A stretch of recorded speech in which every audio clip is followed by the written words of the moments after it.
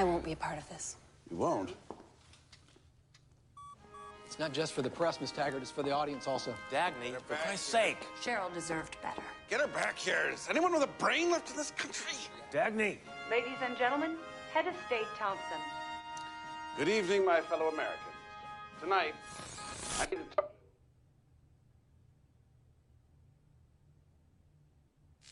Ladies and gentlemen, Mr. Thompson will not speak to you tonight. His time is up.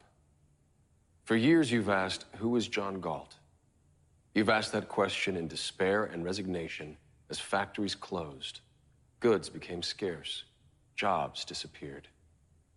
Your lives are becoming more difficult as the life force of your world is draining away. You have asked that question without expecting an answer. I'm here to answer it. This is John Galt speaking. Mr. Thompson won't tell you the truth about the crisis in your world. I will. Have you noticed that as everything around you seems to decline, one thing still grows? It is the power of your rulers. None of their plans and directives have solved your problems or made your life better. The only result has been their increased control over you at the cost of your freedom. Do you know why? You gave them the power. They called for your sacrifice, and you thought it was noble.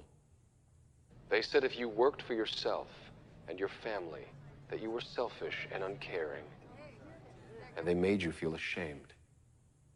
They denounced the leaders of industry as greedy exploiters, the Ellis Wyatts, the Hank Reardons, and again, you agreed.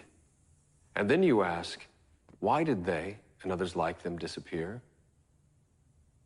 I took them from you. Their achievements flowed from their creative minds. Once they understood that the attempt to control their work was an attempt to control their minds, they left. The people on strike worked for themselves, for their own vision of what was possible.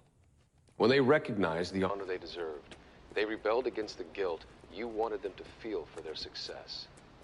You counted on them to keep producing, to keep thinking, even as you denounced them as selfish. I showed them they were being punished for their own virtues. And I showed them how evil that is. I made it my mission to help these heroes say no. All evil needs to win is the consent of good people. They have joined me to freely produce, trade, cooperate, and compete in a place where the rights of all are protected. Do not try to find us. Do not try to bargain for our return. Get out of our way. To everyone within the range of my voice, you now have a choice to make. If you decide to support the notion of sacrifice enforced by the state, your game is up. Your world is in a downward spiral, and you will ride it down to destruction. But if you share the values of our strike, if you believe that your life is a sacred possession for you to make the most of, if you want to live by the judgment of your own mind, not edicts from the state, then follow our lead. Do not support your own oppressors. Stop letting the system exploit you. Form your own communities on the frontiers of your crumbling world. Your rulers hold you by your endurance to carry the burdens they impose, by your generosity when you hear cries of despair, and above all, by your innocence which cannot grasp the depths of their evil. The world you are living in is the world they wanted. Leave them to it. Those who have left you are eager to build a better world, a world of freedom and opportunity, a world based on mutual respect. In that world, you will rise in the morning with the spirit you knew in childhood, the spirit of eagerness and adventure, and the confidence that the world is what it is and is there for you to discover.